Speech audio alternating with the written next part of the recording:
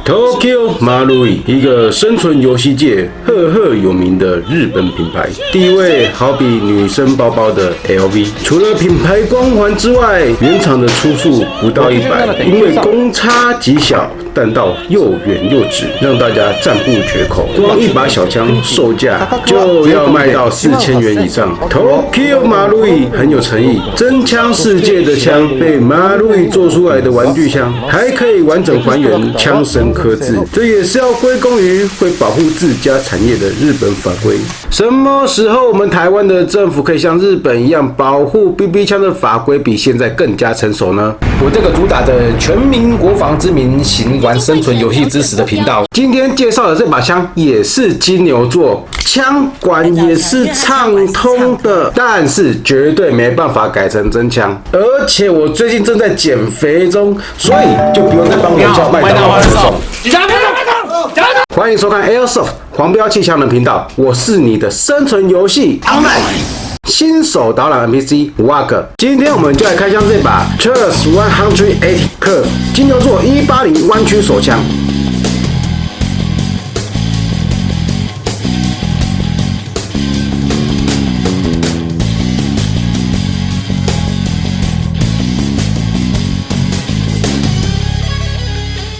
首先，我们先看到外包装，整体都是用枪身握把的纹路做一个基底。正面的部分，红白色的配置更凸显这把枪的高贵。左下角的 Marui logo， 中下方的使用瓦斯以及使用年龄标榜 Hold Up 系统字样。右下角的日本字更加提醒此玩具是高精密的日本产品。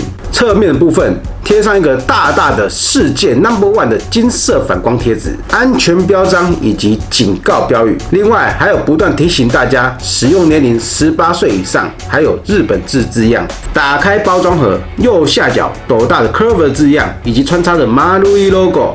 剩下的就是枪与弹夹，还有 BB 弹的放置位置。盒盖的地方，在泡棉的后面藏有说明书。打开说明书，里面会有2张警告字卡，我把翻译截图给大家看，有需要的可以在这边按下暂停。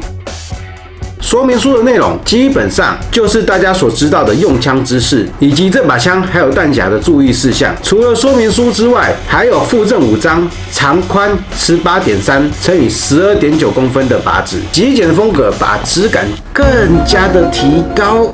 难怪许多玩家会戏称Marui的包装根本就是礼盒。包装盒说完，我们来看一下枪的外观。这边会先用真铁的图片来比对握把的部分，左下角的 logo。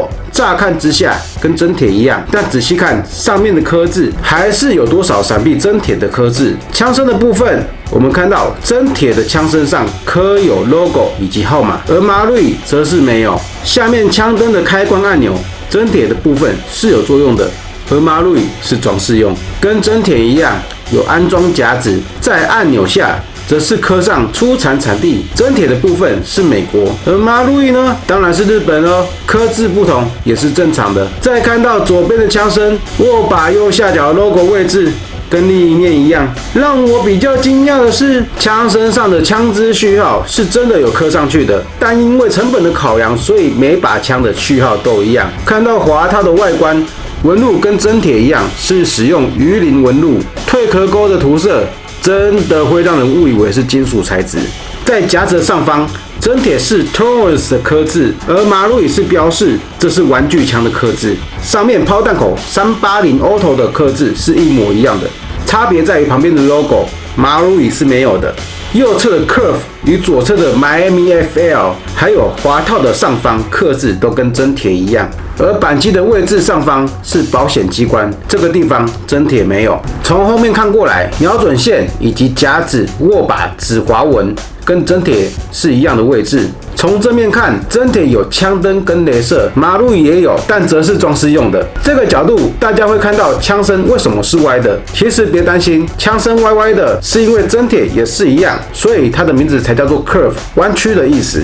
枪身长度约13公分，宽度约9.35公分，全枪重量229克，弹匣12.8克，空枪164克。弯曲的枪身这么轻量化的设定，主要目的就是方便藏在口袋或是皮带里面，让使用者方便携带。说到弹匣，它跟一般弹匣不一样，因为全枪身没有卸弹钮，弹匣固定与拆卸都是靠这2块夹扣。因为这是直压枪的关系，它的弹匣又多出这个前后动作的零件出来。整体的部分，它的弹量是6发，而这把马路椅它的弹量是10发。而操作的部分，真铁是卸下弹匣后无法击发，而马路椅这把是卸下弹匣后可以击发一次之后就按压无效。接下来看内部结构，特规的 hold up 皮，别人都说是不可调，可是我移动前面这个零件发现它的 hub 皮是有动作的，虽然幅度不大，但子弹是真的可以上挑。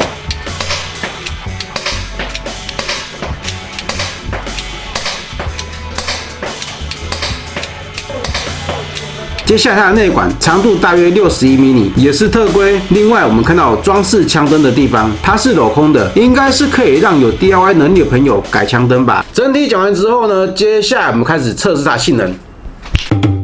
首先我们在 RST 红星1楼的靶场做初速以及集中度的测试。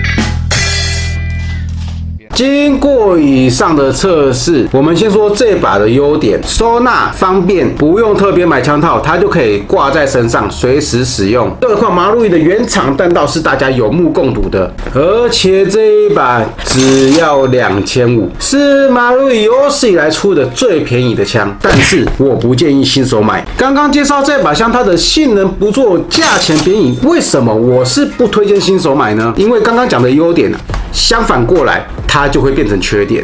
方便好收纳的特性呢，是因为它体积小，相对的它握起来就没有那么的扎实，尤其是在鱼际手刀的部分，握持的感觉根本就是镂空的。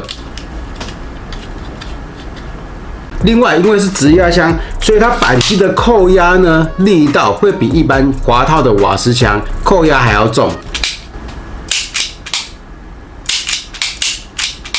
另外，因为它可以藏在裤子或腰带上，但是你藏在前面的话，它的位置看起来会有点尴尬，尤其是蹲着的时候，你的股骨也会被卡到。最后，它的弹量是10发装弹，相对于其他的瓦斯手枪来说，弹量真的非常的少。光是弹量的压制就已经输了一大截了。最后呢，则是讨论到内购的部分，因为它的 hub 系统以及它的内管都是属于特规的零件，对于刚接触生存游戏什么都不懂，而且需要修正枪的新手来说，还有许多更适合新手的枪可以去做选择，不一定要使用这一把。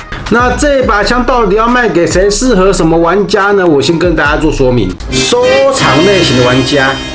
这把枪虽然不是什么都全刻的一模一样，但是它的外观看起来能够刻字的位置基本上跟真铁是大致相同的，有许多刻字的小细节没有认真的仔细考究或是检查的话，乍看之下其实是真的看不太出来。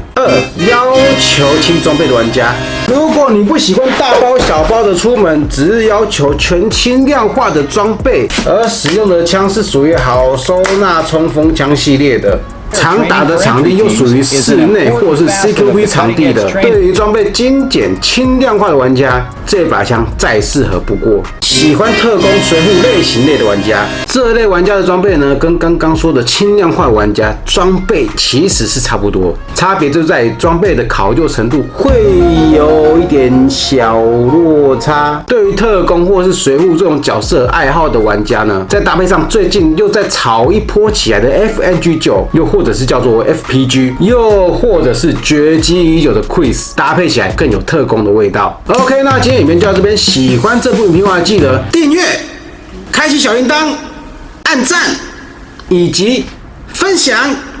如果你有乐趣想要私我的话呢，可以追踪我 IG 以及 FB， 当然也可以在底下留言区留言。好，就这样，我是瓦哥，我们下期见，拜拜。